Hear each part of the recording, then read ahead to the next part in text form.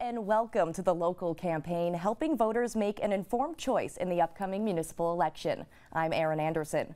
Tonight we have the Waterloo Ward 3 debate. Waterloo's 3rd Ward is bounded on the west by the center line of Roy Schmidt Road and Beaver Creek Road, on the north by the city boundary, on the east by the center line of Conestoga Parkway, and on the south by Barringer Road and Laurelwood Drive. Some features within the ward are the Laurel Creek Conservation Area and the Lakeshore Village neighborhood. The candidates vying for this council seat are incumbent Angela Veith, and we have Kim Eckel joining us as well. Thank you. Speaking order was drawn before the debate, so with their opening remarks, here's Angela Veith. Thank you, Erin. Since 2006, I've been honored to be the voice for the citizens of Ward 3 on important issues at Waterloo City Council. Preserving our great quality of life, advocating for the environment, supporting active transportation, and seeking sustainable and thoughtful development have been key goals I have strove for in my ward and our city. The last 4 years have gone quickly, and I'm seeking re-election on October 22nd, and I'm asking for your continued support so I may continue to advocate for smart policies and responsible decision-making. I'm most proud of the accomplishments of City Council this past term, including the neighborhood strategy and the zoning bylaw refresh. Some decisions coming from Council that I am most looking forward to are the new East Side Library branch, the new seniors facility at the Waterloo Memorial Recreation Centre, and the Action Park opening soon in Ward 3. I have demonstrated my commitment to you through the committee work I have done, currently with the Sign Variance Committee, the Advisory Committee on Culture, and the Clay and Glass Gallery Board, and the Waterloo Public Library Board. To be an effective representative means learning the issues and listening to different opinions. I'm always available to meet with citizens. I respond promptly to hear concerns and seek thought-out decisions to help move projects forward and find solutions. I have interacted with many dedicated citizens and community leaders over the years. Active transportation, maintaining infrastructure, the environment, and heritage conservation are the areas of growth that I will continue to focus on. The challenge for our city is to maintain stability during rapid growth and change for our children and our grandchildren. Thank you, Rogers, for having us tonight. Thank you so much for your opening remarks, Angela. And now we'll throw things over to Kim Eckel. Hi, thank you, Rogers, and everybody for tuning in tonight. I have a different platform going a little different direction. I don't have a long list of things that I have done. However, I will mention a little bit about me for those that don't know. I grew up in Waterloo and have lived in the Lakeshore area for over 28 years. I'm married to my husband Glenn, and I have twin daughters, Katie and Emily, that attended North Lake Woods and Waterloo Collegiate. I too, a graduate of Waterloo Collegiate and George Brown College, went a different path and also ended up in family independent business. Lashbrook Shoes, that started in 1970, are the roots of my work experience, and I've learned an awful lot about business in the community. Not only that, I've helped out greatly in the Oktoberfest end of things, volunteering for over 15 years, and as well playing in leagues of sports and so forth, and being a big part of Rim Park with my children. I'm here to represent Ward 3 and would love your vote on October 22nd. I think fiscal responsibility, transparency, and accountability are very, very important going forward. And I'm here to help the residents of Ward 3 get there by please encouraging you all to vote on October 22nd. Thank you. Thank you so much, Kim. Well, that ends up our opening remarks portion, and we will now begin the question and answer period. For that, I'm going to throw things over to Greater Kitchener-Waterloo Chamber of Commerce Vice President Art Sinclair with our first question. All municipalities across Canada have been facing infrastructure challenges in the last number of years. That is, building roads, water mains, sewers, and other necessary structures that businesses and residents require on a daily basis. Do you support using property tax increases to finance current and future infrastructure requirements? And if not, what would you propose as an alternative revenue source? Now, as Angela kicked off the opening remarks for the question and answer period, up first we have Kim Eckel. Thank you. Well, property taxes are all very important to us, and when I reach out to the neighbors and talk about their taxes, everybody kind of cringes. And I think the thing with infrastructure, we all know that it's a necessity to have. However, the most important part that I go back to is fiscal responsibility. And I think the residents of Waterloo, and especially of Ward 3, in talking to them, they don't mind an increase, but they do mind if it's spent incorrectly. So if we are willing to be accountable and review our resources that are being spent, then we will go, I would be into helping the infrastructure issues that we're up against. However, before we do that, it's a necessity that fiscal responsibility and the transparency of our dollars gets out to the people so that they're not giving money out to unnecessary things. All right, thank you, Kim. Angela. Thank you, Art, for the question. It's starting off pretty tough, I must say. Yeah. Everyone uses our infrastructure. People that are living in the city now use our infrastructure. People that will be moving here will be using the infrastructure. And I believe that new development charges should be used for that. I believe we need to be responsible and sensible with tax increases. And we need to know where our priorities are. And certainly infrastructure is a big priority. I know a lot of things got done in the Uptown with the LRT, and a lot of that was shared by other levels of government. So those kind of things are very helpful for the citizens of Waterloo. So yeah, I think it's a kind of a mix of both. I mean, like I said, everybody's using the infrastructure, and it has to be done sensibly and responsibly. Thank you. Thank you so much, Angela. Well, going to our next question, yes, Art definitely started things off very tough. So let's look more at the bigger picture.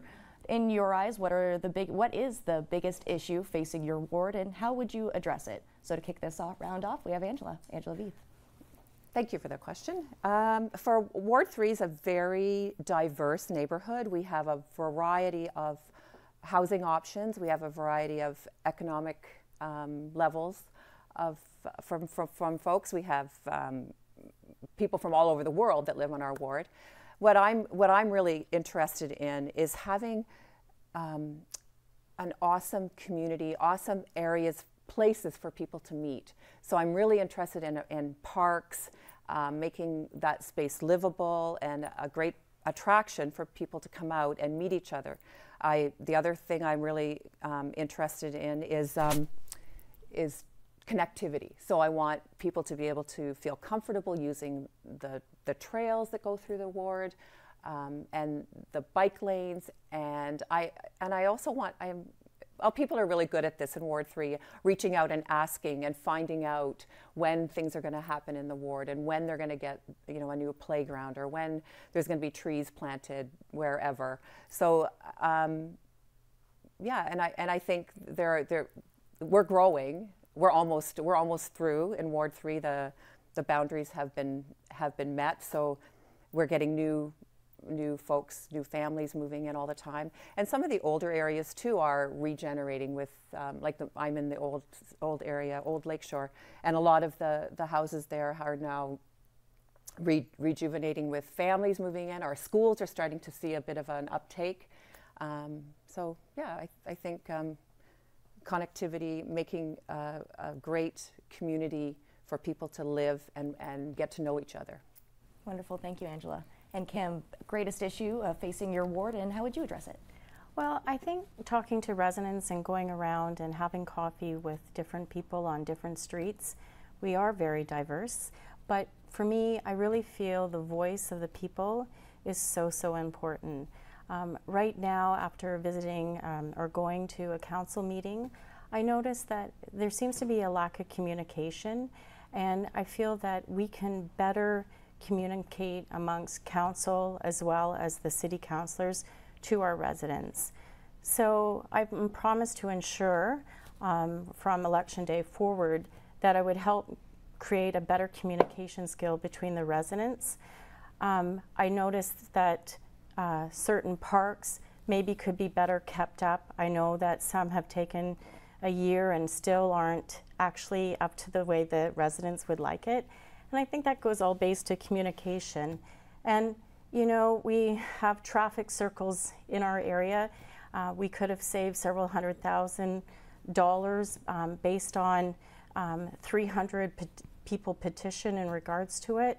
So we need to listen more, and I think we need to really act on what the residents want. So that's where I stand, to make the community better, and also to engage with all aspects of Lakeshore. Angela's quite right that it is a very diverse area, and living in it for 28 years and moving across the street, we have great neighbors, and we should all be very thankful for where we live. Thank you. Wonderful. Thank you, Kim. Well, we will continue our question and answer period here with another question from Art Sinclair. What type of business model do you support for cannabis distribution? Is the Ford approach using private sector businesses preferable to the former government's public sector delivery model, i.e. government stores such as the LCBO? Another tough question from Art Sinclair this evening. First answer, Kim Eckel. Well, isn't that an exciting question? Cannabis, well, it's an interesting subject by all. Being a former retailer, it would be nice for independents to be able to have that and be able to have lucrative businesses from it, but it also too needs to be monitored. And so therefore, it's a very tough one to send it out to the private sector. I think a lot more research needs to be done on that, and using the tools that we have, I think that should be researched a little bit more, and I would like to know a little bit more about it before we go ahead and give our honest opinion. Thank you. Thank you, Kim. Angela. Thank you, Art, for that great question. Yes, I mean, I don't want to make any promises or conjectures or anything. I think the province has a lot of work to do on this. I certainly think that it would be better in the hands of businesses. I don't think the LCBO is the appropriate place, but my opinion for now. Yeah, and I was talking to somebody the other day who was in Netherlands, and I mean, every other shop you can buy whatever you want in it. So I just think we'll see how things go, but I would certainly support private business retailers being able to sell cannabis in their stores. Okay, thank you, Angela. Well, I have another tough question as well, sticking with that beat. So far, what we've heard from Regional Council with proposed sites for safe consumption sites, there hasn't been any Waterloo mention. And as you say, these are very provincial and, federal issues as well. But that being said, were there to be an announcement that there were going to be a safe consumption site going to be set up in your ward, what would be your stance on it? Would you support it? Would you be vocal against it? And why? Why do you think it would maybe be a good fit for your ward, or why it would be heavily opposed by the community? Kicking off this round, we have Angela Veith. Wow. That is a tough one for Ward 3. I think about bigger cities in Ontario, where way bigger than Kitchener, Waterloo, Cambridge altogether, where there's only a couple in those cities. So I hadn't really even considered one of those in Ward 3. Yeah, I mean, that would really involve community input from the neighbors. And I'm sure that would be an issue that would get people out and talking, and everyone would want information. That's another tough question tonight. But certainly, I I can't imagine that Ward 3 would be a place that the government would even have on their radar for such a facility. So we'll leave it at that. Same question. Yeah, I don't think that we'll probably see it in Ward 3. However, that being said, as far as the city goes, it's an interesting topic I've talked to many people about, and you get very varied comments on it. It's interesting how when you don't have an education in it and you don't understand why so many people end up on opioids, why are people using them? Well, a girlfriend said to me, well, Kim, it's the people that have knee replacements or whatever that are in pain, and one thing stems to another, and next thing you know, they're in trouble. And they were just like you and I. So those are, everybody using them has different reasons, whether it be mental illness or just typical health issues. It's a really unfortunate thing. And as much as many people don't want it, a lot of people don't understand it. And sitting around the table talking to my daughter who studied this in university, she said, yes, but Mom, maybe it might be a safer place, and instead of spending all that money on ambulances, you know, and random expenses through the city, it might be safer for our community. So I think there's a real difference between who agrees with it and who doesn't. And I think Waterloo really has to think hard and understand all the pros and cons before a real decision is made. But, you know, I think we have to be better educated in it. Thank you, Kim. Well, let's bring things back to, you know, an issue that could be currently facing residents in Ward 3 and in the city of Waterloo. How should the city best address the issue of landlords not keeping their buildings up to standards? Kicking off this round of questioning, we have Kim Eckel. Well, that's a very tough one. Landlords not behaving properly, I guess. It all depends where it runs into the area of what mandate are they crossing? Are they crossing a line with the people that are renting from them, or actually are they breaking policy with the city? I think, honestly, we need as a city to be strong and be active on those that aren't accountable. And we need to do feedback and follow-up, which I feel is very strong in my campaign, that we need to be on it.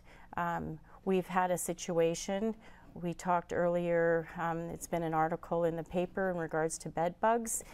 Yes, we have bed bugs in certain areas of our ward, which is very unfortunate for many.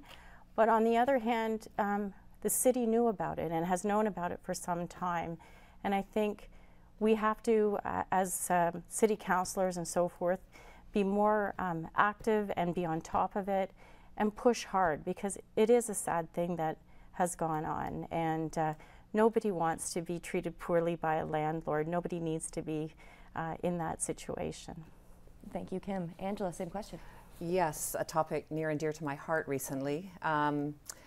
Yeah, I recently was in a couple of units in Ward 3 that have some major issues, and we've been following up on that. And I have to say, landlords, there are great landlords out there, some not so great, but this gets back to communication. So if somebody has something wrong with their unit and they call up the landlord to say that, and they don't say it, they don't communicate it properly, they don't say exactly what the problem is, and so the landlord on the other end is going, well, does it work? And well, maybe it does work, it's just not working well. And the tenant says, well, it works. And then the landlord is, well, he's got a list of things that he's got to take care of. So I think we need to work, tenants need to know what their rights are. They need to know how to communicate with the landlord. And I think our landlords need to be involved, maybe more involved than they are. And I know there are some landlords that are not doing a great job, some that are doing a really bad job, and others that are keeping their units up. A lot of them are, but sometimes I think it's a communication issue. So we're working with a group of people to bring people together to make like a tenant board so that people can talk about, they can learn about how to, you know, how to clean. Some people, you know, some people maybe don't know how to clean their units. Maybe they don't know how to get rid of bed bugs or cockroaches or things such as that. So it is something that we're aware of and working on. Thank you, Angela. To continue our questioning period, we'll throw things back over to Chamber of Commerce Vice President Art Sinclair. A number of candidates have indicated that more voices in the community have to be heard at council meetings and the decisions that follow. Do you agree that government needs to be more open and transparent? Thank you, Art. First to answer, we will have Angela Veith. Sure, government should always be more open and transparent, as open and as transparent as it can be. I mean, Waterloo City Council, all of our, you know, everything's online. You can watch a council meeting if you're free on Monday nights. Yeah, absolutely. And the city of Waterloo, we're as open and transparent as we can. Maybe not as transparent as we can be, but yeah, for sure. I think that's really important at all levels of government. So. Thank you, Angela. Kim, same question. Well, it's kind of near and dear to my heart, to be honest with you, especially it goes alongside with fiscal responsibility. I really think transparency could improve hugely in the city of Waterloo. And when you sit down and have coffee with seniors and you're talking to business developers and so forth, I think people want to know more. And we feel that agendas are happening behind closed doors. Recently, I attended a city council meeting and they were discussing the zoning issue. And, you know, it's interesting when developers send letters. You know, we've sent 12 emails and we haven't had a response. Now, there's two sides to every story. I understand that. But on the other hand, transparency means that we need to be a little bit more open and upfront with people. Give them the straight facts and be done with it. None of this behind the scenes and trying to figure it out later. So I feel that the city can improve immensely in transparency. I 100% believe in it. And I also believe that it goes well along with fiscal responsibility. And that's something that's very dear to my heart and that I'll fight for very strongly. Thank you. Thank you, Kim, and thank you both so much. That wraps up our question and answer period, so we will begin closing statements now. Now to continue with our format here, first up for closing statements, we have Kim Eckel. Well, Rogers, I want to just thank you for having me tonight. This is all new to me, being in front of the camera. However, that being said, I've worked in the community for many years as a customer service. I take how we treat our people very, very importantly. I'm a firm believer that Waterloo is a great city. I love when new people come to our city, whether they're guests, whether visiting Rim Park, whether they're moving into the neighborhood. It's a very, very special community. Our children are so important and their future is so important. I think it's very important we really take note of this zoning bylaw that's going to be changing the future of Waterloo and how important certain things in the next city council are going to, the next things in the city council that are going to change. So we have a great future ahead of us. Our kids depend on our decisions. I think our voice is so important and that the voice of your councillor in your area really needs to be heard. Feedback is very, very important. I'm a very loyal person. I'm very dedicated, always have been. And on October 22nd, I would love to have your vote. Thank you. Thank you, Kim. And now we have closing statements from Angela Veith. Thank you, Erin. Yeah, I just want to reiterate that I've enjoyed my time on City Council. I've worked really hard with people. I answer emails. I even make site visits a lot. And I love our community, and I wouldn't do this if I didn't. I've met a lot of people. I think we have a great community here. I want to thank Rogers tonight for having this, hosting us, and I want to thank everyone who supports me, who has supported me in the past, and I look forward to meeting with all of you over the next few weeks, I guess, and I look forward to your support on October 22nd, 2018. Thank you so much. Thank you so much, and I'd like to extend a thanks to both of you again for this evening. We have incumbent Angela Veith and Kim Eckel joining us as well. Thank you both so much. And thank you for joining us as well. Make sure to tune in to Rogers TV on the night of October 22nd. That's for up-to-the-minute local results. Thank you again, and good night.